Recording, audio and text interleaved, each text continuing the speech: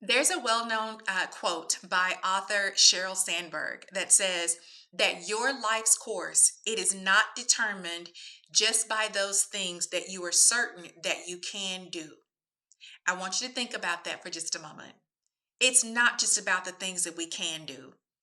Yes, we can be successful from the things that we know that how to do, things that we know that we're good at.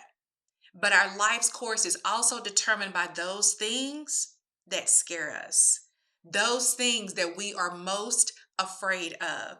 And it could be anything, whether that is you thinking about starting a podcast and the thought of that just scares you. The fact that getting onto social media, that scares you. Opening up that business, that scares you. Writing that manuscript, that scares you. Writing that book, publishing your book, that scares you. Even the things that we are afraid of right now, those are the things that determines the course of our lives. So today I'm popping in, I'm going to share an encouraging word with you to even do those things that you are afraid of, even if you feel like you're not prepared. All right, so we're going to dive right into it. And I am actually going to, now y'all know that I'm a God girl. So I'm going to, this is going to be straight from the Word of God.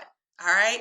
So this morning I was actually doing some studying and this word came to me. Now, I've read this text several times, and that's something that I really love about studying the Bible, studying God's word, is that every time that I come across scripture, if I'm going back, it doesn't matter how many times that I have studied before or have read it before, I'm going to walk away with a different understanding, a different way to see it, a different perspective, and a different application to even my life. So I'm sharing this with you. This is something that blessed me as I was studying this morning. So I want to bless you with this word as well. So it's coming from 1 Samuel chapter 3. Just a quick little background. There was this a woman, Hannah. She did not have any children, and she prayed to God, Lord, if you give me a baby, I'm going to give that child back to you.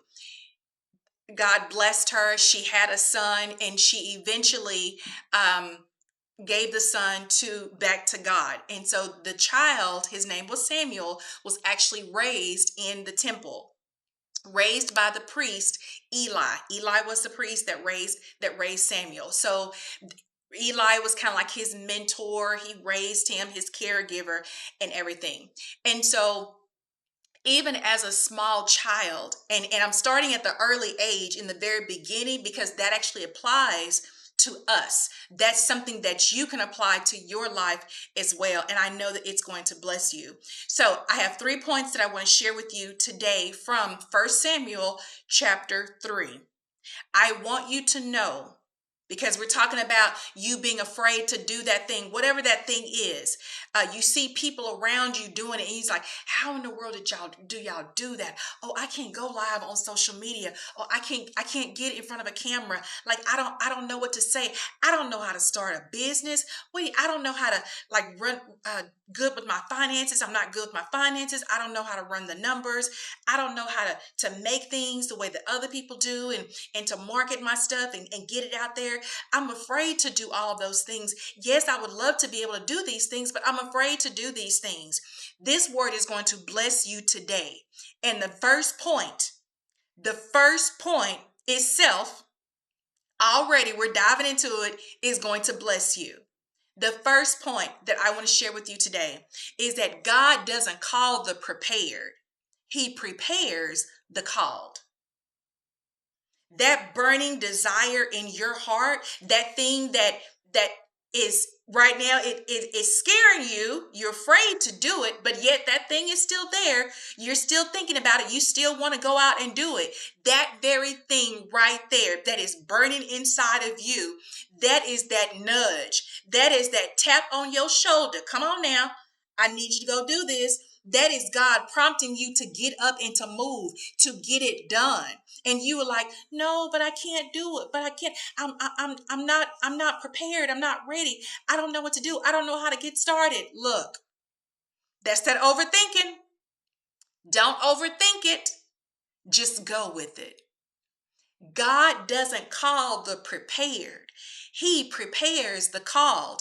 It's not about you having to have all of this knowledge. It's not about that you have to have all of the understanding of how to do things. Anything. You can know absolutely zero about getting onto social media to promote your things. But just the fact you get up, you start making the move, you make the reel, you post the reel, you go back, you do it again, you go back, you do it again. You start taking the baby steps and you watch that as you are moving along, you will see how he starts preparing you. But he calls you first. You're called to do that thing first, and then he gonna take care of everything else. How do I know? Look right here in 1 Samuel chapter 3. In the very first couple of words, first sentence. Let me get my glasses. First sentence. The boy Samuel ministered before the Lord under Eli. Remember, I told you that Eli was like his mentor. He raised him. The first sentence of chapter 3, the boy Samuel ministered before the Lord under Eli. He was a boy. And you're thinking, I'm a grown woman. This is a child that we're talking about. He was a child at this point in the story. Absolutely. You think about a child, not just in age, in levels of maturity, in levels of understanding, in levels of preparation. A child, you take a 5-year-old and put him behind the wheel of a car, right? He's not prepared, not because of the number of his age, but because he can barely reach the steering wheel. His little legs is not long enough to reach the pedals. He can't reach the gas. He can't reach the brakes. He's not tall enough to see over the steering wheel. He can't see over the steering wheel to see where to drive. He's not yet prepared. It has nothing to do with the age. Don't think about your age. Don't think about your age. Your age doesn't have anything to do with it. Don't even think about whether or not you have all the qualifications, because you may be saying, well, I'm not qualified to do that. But even as a boy, God had already called him. The boy Samuel ministered before the Lord under Eli. He was already working. As a boy, he was already doing God's work. The boy Samuel ministered under the Lord. Before the Lord, sorry. He was already working. At a ripe, not the age, not the number, thinking about his level of maturity. Thinking about he's a 5-year, he's a boy. He's not going to be as advanced. He's not going to have the knowledge as an adult. He's not going to be able to do all of the things that a big person, that an adult would be able to do. But it's not about that. It's about the willingness. He was called and he was already working. God doesn't call the prepared. He prepares the called. I want you to remember that. Point number 2. That God will call you whether you know him or not. So we read a little bit further in chapter 3, just a couple of verses, right? Into chapter 3. And they were, Eli and Samuel were both asleep, like in separate rooms, right? And so then Eli, he was, well, first of all, Samuel, while he was asleep, he kept hearing his name being called. And so he would get up and he like run over into the other room where Eli was. And Eli like, child, I ain't call you. And that happens a couple of times, right? And then the last time he pops up there, he hears his name again. So he gets up and he goes over to Eli and he's like, now I done heard you call my name. And Eli's like, no, that's not me calling you. I'm not calling your name. But the Lord is.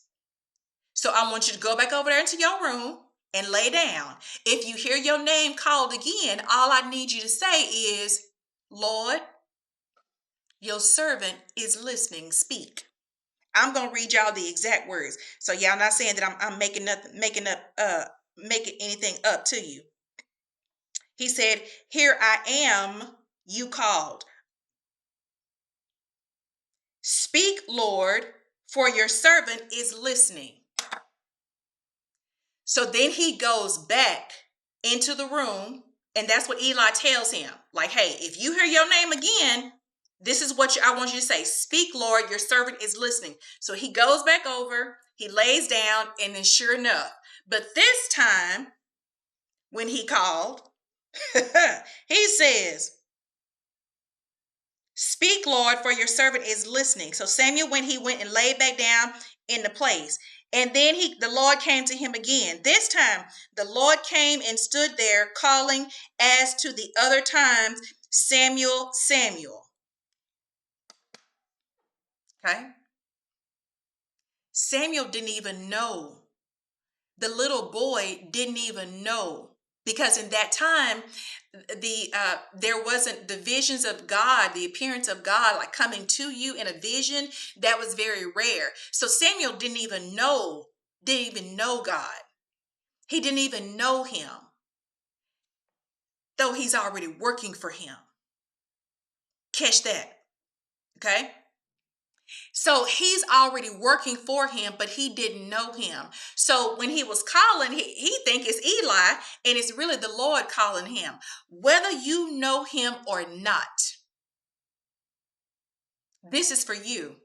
Whether you know him or not, he will still call you. If there is some work for you to do, if there is something that he has placed inside of you for you to do, he will make it happen. When it's that time for you to get up and to make that move, that's when you're going to feel them little taps. That's when you're going to feel them nudges.